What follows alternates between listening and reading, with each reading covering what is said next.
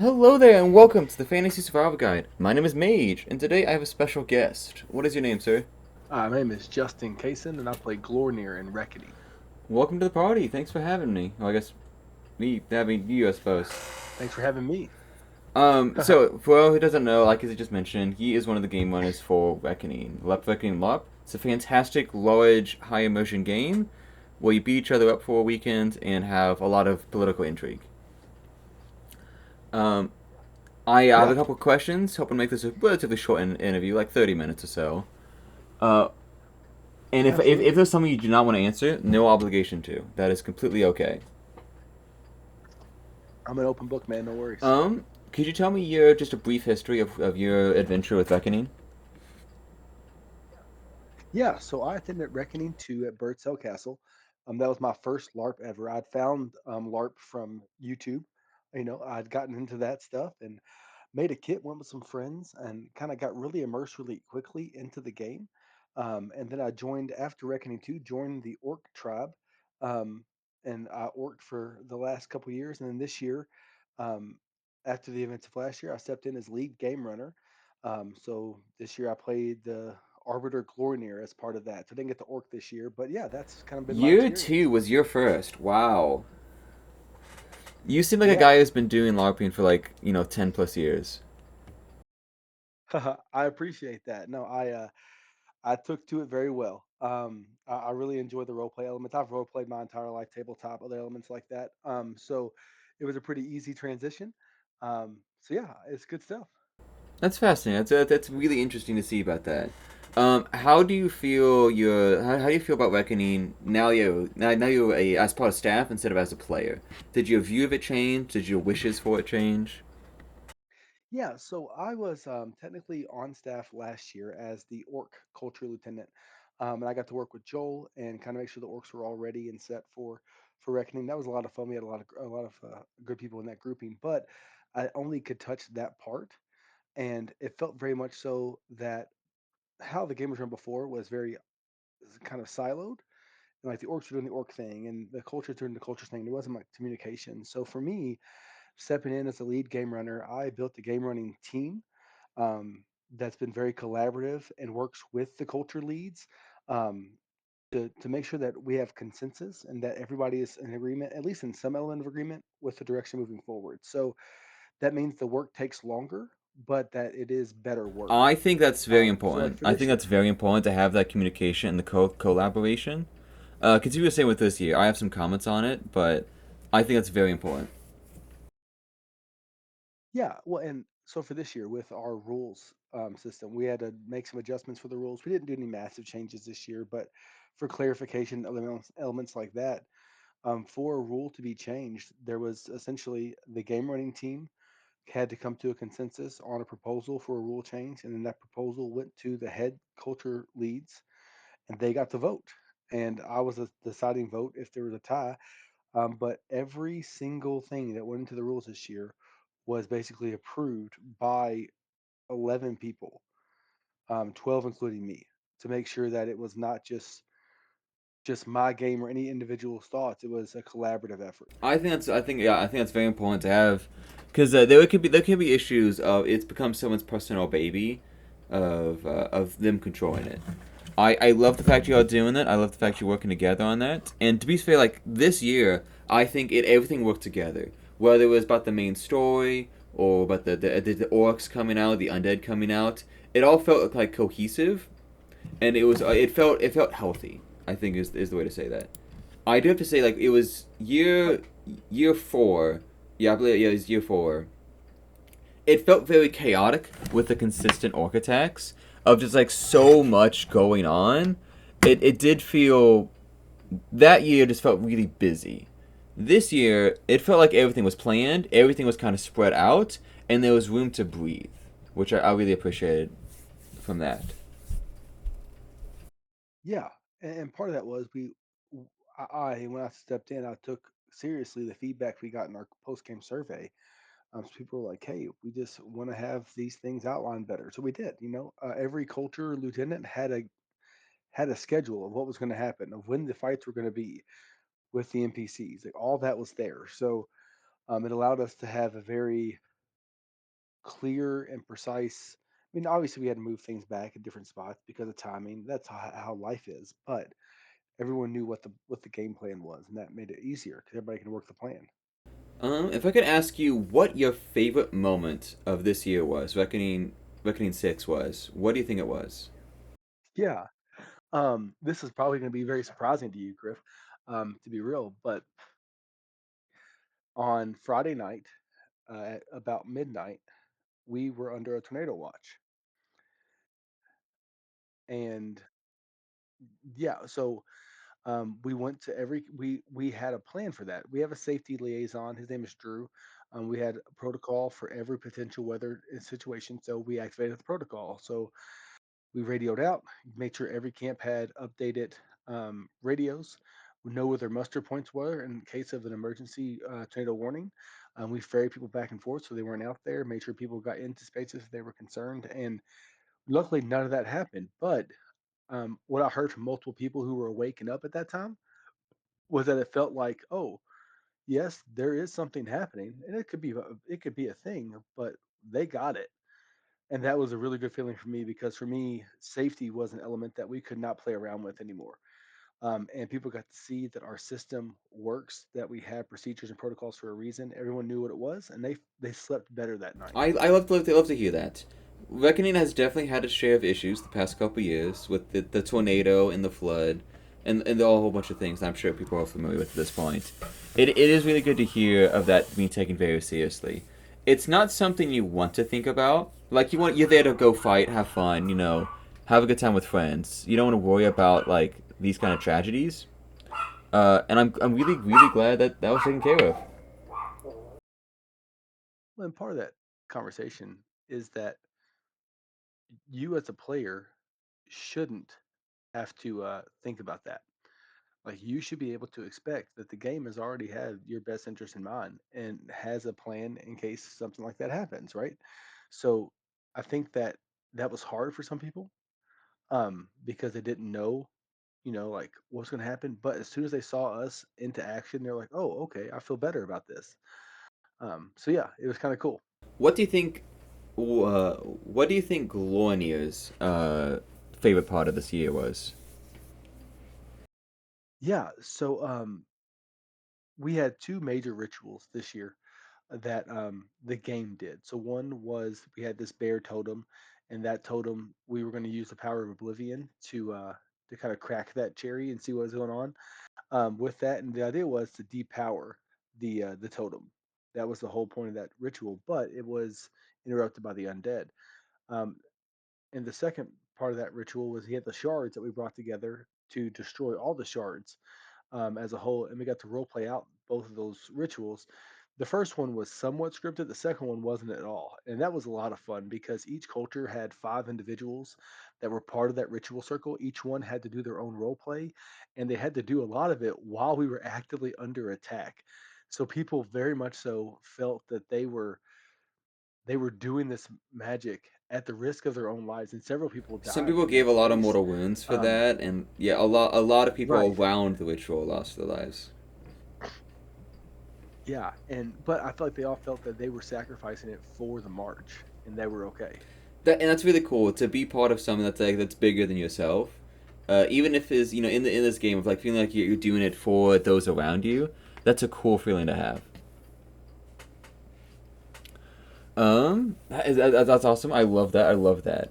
As for me, like my time at this event was a great time. I really enjoyed it. I love seeing the amount of work everyone was putting in, seeing it all stuff. Have you had a chance to see the video I had made?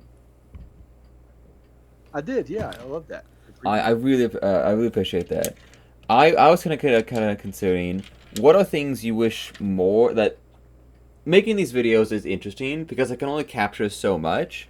And it has to be like before or like after the game. It's very rarely like during the middle of it because you're in the game. You don't want to be Yeah, recording. You don't want to take people out of that immersion. What are things you wish could you could get out into the public more to see what they so they could see what Reckoning's about? What are details you think would be feasible or like yeah, could be used? yeah. So I think one of the things that is hard about Reckoning is that we have a pretty high kit standard, And I wish people could see that you can do that kit standard on a budget. Um, I know a lot of people who have full kits that spent $200 on the whole thing because they thrifted and they made their own work. They sewed and that kind of stuff. And I think that just seeing how accessible it can be, I think is one thing I wish people knew more about. But also, I think we have a really good balance between plot and player agency this year. But player agency means that you get to play within the sandbox that we have built. And this year, I think we had very defined walls of that sandbox. And we had toys in the sandbox, right? So you could pick those up and play with them. You could do what you want, but you had to stay within the box. And I think people need to see that that is a fun way to play. Boundaries are not a bad thing. And I don't think they're too restrictive. But just being able, you can come in as a first time player and have a real impact in the game. Um, and it's not just, oh, well, in some LARPs, whoever's been there the longest has the most power. That's not how it works at Reckoning. You can get in and be actively a part of the game instantly. Yeah, I can agree with that to a point. I love that. I love the fact that because like it feels to me in the LARPs I've been in, Reckoning feels the most immersive in like the way of the in the interactions you can with the world, whether it's interactions with other players or interactions on how you affect the story. It does feel like a living, breathing world, which does have the interesting effect that sometimes people are too scared to do things. Like there's going to be consequences for their Yeah, actions. That's gonna be a separate discussion. Sometimes it makes it that people don't want to go out and like go fight their mortal enemy, essentially like a different culture or something like that, fight a different culture, because it could affect the story. But that's kind of a cool thing to have an issue for, I suppose. yeah. Well, and one of the things we talk about as a game running team, and we're debriefing now. We're on what I'm saying that's a break, but all my game runners are like, I don't want to break. Please let me go. Um, let me work, which is great. They're a great team. But the idea of how do we let players feel like it's okay to go out there and to fight, to be in that space, but also not make it to where there's not any risk, right? We want there to be almost a personal risk of going to oblivion, and that needs to not be just whatever. It needs to be like a special thing, um, but to where players feel like they can get out and risk their wounds and get engaged in the game, but they're not going to break anything. And I think the culture that you play in, Griff, with the Vatican, they have such a unique breakdown of the culture and the culture objectives and the different hierarchies within there, that sometimes in that culture it's hard to feel like you have that space to like, oh, I'm gonna want to mess somebody else's game up or mess up the roles we're doing. But in some other cultures that's not the fear. It's like, no, I can go out and do this because my culture is going to back me. So I think there's different levels to it depending on the culture even. It took me 3 years to go to Oblivion. Um, It took me 3 years, but like once I did, it was probably one of the most impactful moments for my character, and I think that may need to be. I think that maybe something that players need to realize is it's okay to lose. It's okay to get knocked down or get hit, Yeah. and I think just like having people understand that some consequences are okay, are good for the story, for your Yeah. at least for your personal story. Well, I think you kind of nailed it on the head, right? Is that we are not trying to win. There are other LARPs out there where your goal is for your culture to win the line battles, to win the gold, right? For us, the world breathes.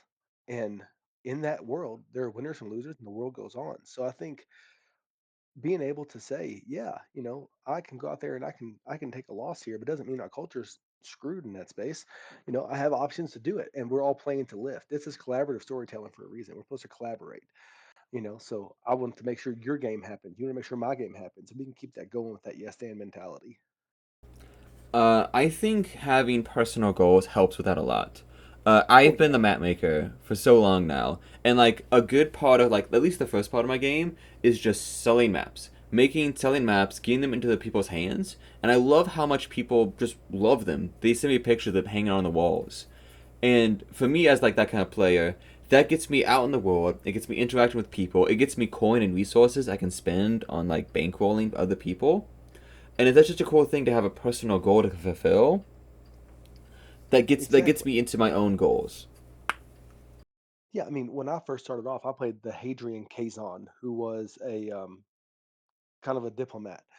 So I asked a player who has been there, who was a culture lead essentially, like, "Hey, what do you want me to do? Like, what culture do you need me to work with?" And they said, "Oh, well, we have no relationship with the Vatican at all. So if you want to try to do that, good luck." And I said, "Okay," and that became my goal. So I became um, the the the Vatican guy in the Hadrians. I did really well in that I think you space to did where, very well when because the it still lasts to this day. Like how good a relationship the fads and the hads have. well, yeah, and like when Case I perma-killed that character last year, kind of when I knew I was had to step into this role. And when he died, Vatican came to the funeral, and the Vatican Death Crone is the one that took Kazon to oblivion. Like that's the connection I had with that cross culture element, and that was my goal. So like I think you're spot on, and those personal goals, as long as you can make them very much so yours, and they're not just I want to kill everybody. I think people do this in D&D where they want to play the brooding character. Like, everybody wants to brood and be like the loner, and that's great, except for it doesn't do anything in the storyline because no one wants to talk to I've had each other. discussions about So I this think with as a long lot as of you're people. willing, I've had discussions, especially about that Aragorn type character. Of yeah, it will exactly. like It's a cool picture. it's a cool picture, but like it's a thing of like you relying on other people for your character, rather your character allowing other people to be themselves is the whole thing of like it's more like you're taking away from people rather than giving to the place. Yeah, you expect everyone else to do your role play for you, and you can't like, in a collaborative storytelling. That's I mean, I'm not going to engage. I'm going to go and play with people I want to play with me. So yeah, it's hard to try to. Honestly, Go ahead. I think sometimes the loudest players, or at least the most outspoken players, are the ones that get a lot of stuff done, get a lot more action, and all for the most part enjoyable places to be around. Matthew Marshall has become one of my best friends in real life because of like kind of how larger than life he can be sometimes, especially in the game. Yeah, and those people who are willing to get out and talk. And Matthew's willing to fight. Like he's not just friendly with everybody. He's willing to fight, but he also has that mentality. As you know your goal, um, then you're in a better spot. And I think Reckoning allows you that player agency to have your own goals. You know your culture objectives, and that's a big thing too. But you have your own goals, and you can live into that goal while also playing the story. Perfect. I'm gonna take a pause here since we mentioned him. If you are going to Oblivion in Reckoning, call 1-800 Corvus. Corvus. Anyway, moving on. I love that. That's fantastic. Love Corvus is Corvus. amazing. He's the fantastic. He's the one that really made Oblivion for me when I went there. Hmm. Anyway, moving on. So we talked about that with a personal goals. Talked about pretty much everything like that. What do you see for next year? What is your goal? You can't say everything, I'm sure, but like as your goals, what are you hoping to Yeah. get out of Reckoning next year? Yeah, so I think this year was all about establishing trust with a new game runner, new game running team. This game has had consistent turnover in the game running area. Um, and I wanted to make sure that players felt they had a voice into this game and that voice carried some weight. Now, that being said, Reckoning is a grim dark kind of game. It doesn't mean we're always like, oh, we're not going to, do anything that's fun, but we we are not going to go super we're all here to get along. That's not our game. We're also not going to go super magic focused. We're not going to have spell packets, that kind of stuff. Not that those things are bad, that's just not who we are. So I think we have to remain who we are. Right. I think it does too. um but I think we have to be who we are, but also allow the community to have some inputs and how to keep that who we are, but expand. So we're going to have areas this year where we're going to do some more rule changes to make the rule system a little more streamlined. Um, we currently have a post game survey that we have 43 responses in, which is awesome. We love the If you data, haven't and it's yet, all go qualitative do the data. survey. If you watch this video, go do the survey. Yes, please, because that's so often people want to complain in Discord about things or like, oh, this is a good idea, but we cannot monitor every single Discord channel, every single chat for good ideas. So the the survey is that free form space to just give it to us, right? The good, the bad, the ugly. And luckily, I think most people are like, hey, I really enjoyed this year's game. But you asked me what I would like to see, and that's what I'm doing. And that's how most people are. They're very respectful and like they give us appreciation for the stuff we changed this year. But we asked for the question, right? So for me, I want to see us use Billy Creek Village a little more. We wanted to make sure everybody was kind of closer together for just ease of walking this year. But and it's funny, some people want us to be closer, even closer to this year, but most people are saying they want us to be farther apart. They want to spread out more.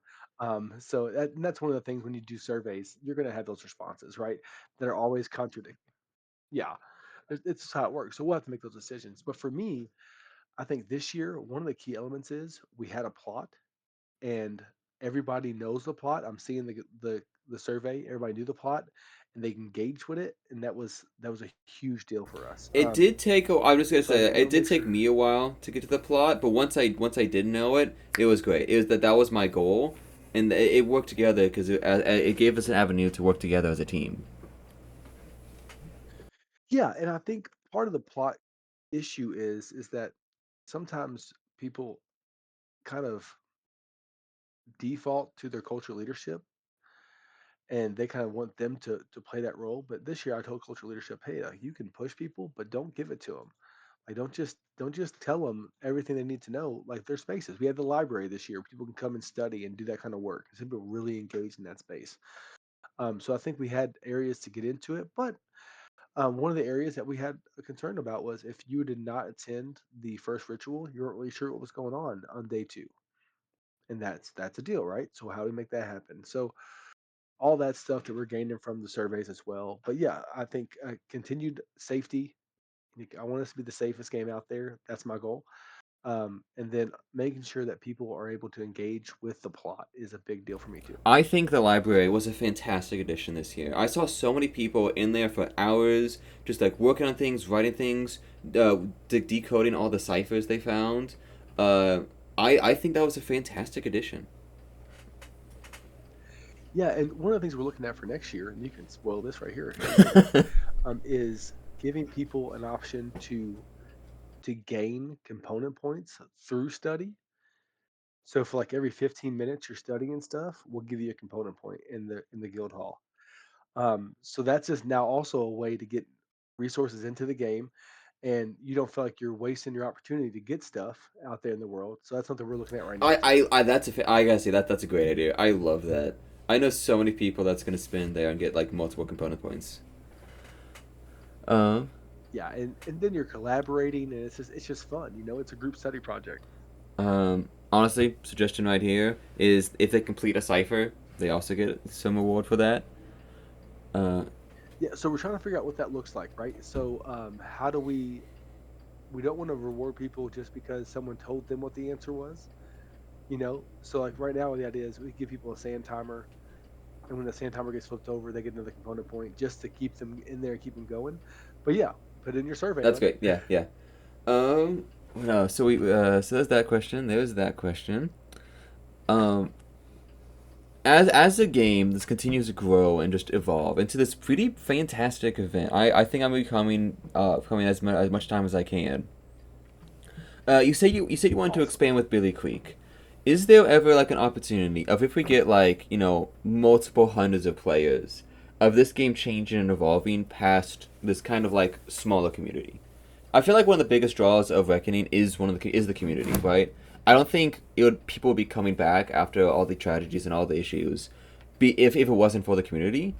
If we get so much larger, do you think this is gonna change? Are there gonna be sub factions? Is this gonna be a larger event? Like, what's your opinion on that? Yeah, so Billy Creek can hold 1,000. That's not our goal, just to be honest with you, but it can hold more than what we currently have in it. But I think the key is can the game hold that many stories? Because you start to get over 400, and it's harder for people to actually tell their story. You run out of those spaces where people are able to talk about, oh yeah, I was able to get connected in that space. So I think that's what we have to be able to steward is that element of yes, we can grow bigger, but is the ability to be engaged in the story still there? And one of the things I'm really proud of is our game running team. those are people who are already in the community. Like we didn't bring anybody from the outside. It was all people who were already here, already invested, because this community is amazing. And I was able to get that team together and with our CL team do the work we needed to do, right? So I think there's definitely room for growth. I expect us to probably get another 100 people more next year because of the positive press and people are really excited what's happening. And I think that we'll need to see what that looks like. You know, going from 200 to 300 is a big jump. And what do we need to provide in that space? What does it look like for those larger cultures? How do we draw more people to the smaller cultures? Make sure that they are represented properly. So all that is stuff that we're working on as a game running team, and our CLs will be part of that process as well.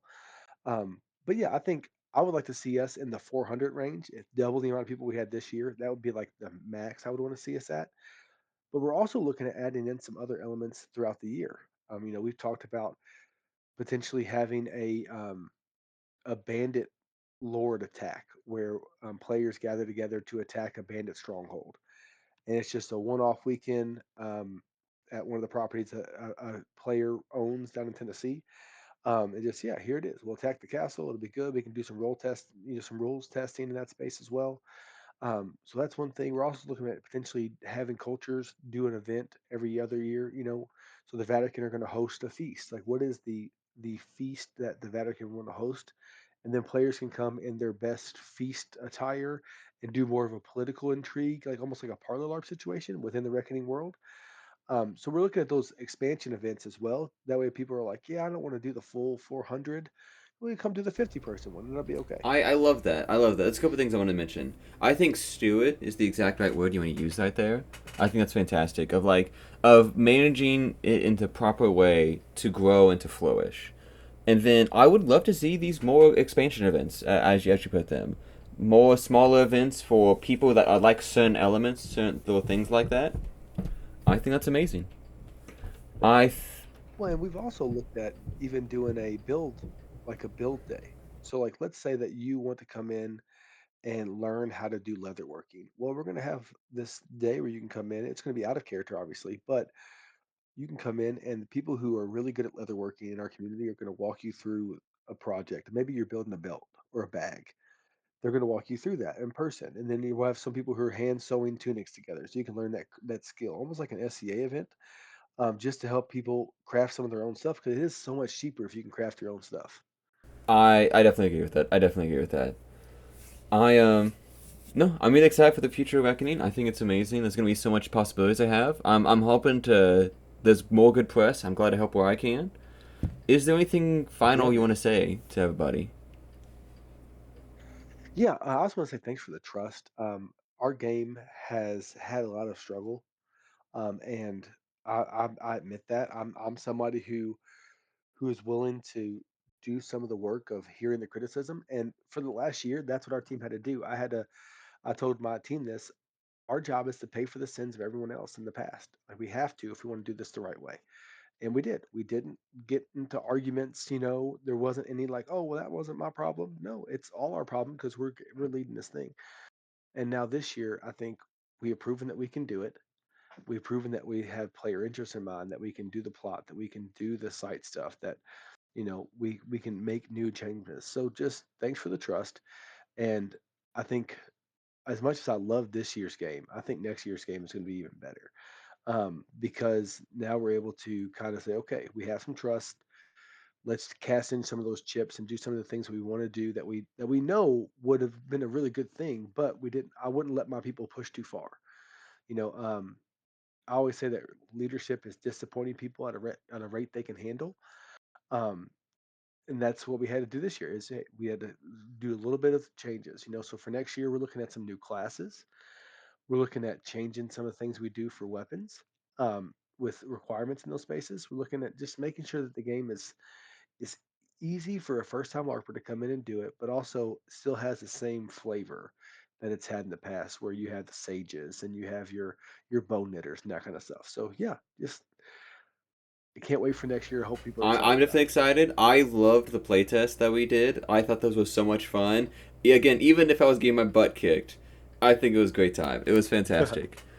I appreciate you coming on, man. Yeah. Thank you so much. It's been a great talk, and Hey, thanks for I'll having be me, glad to Griff. see you time. See ya.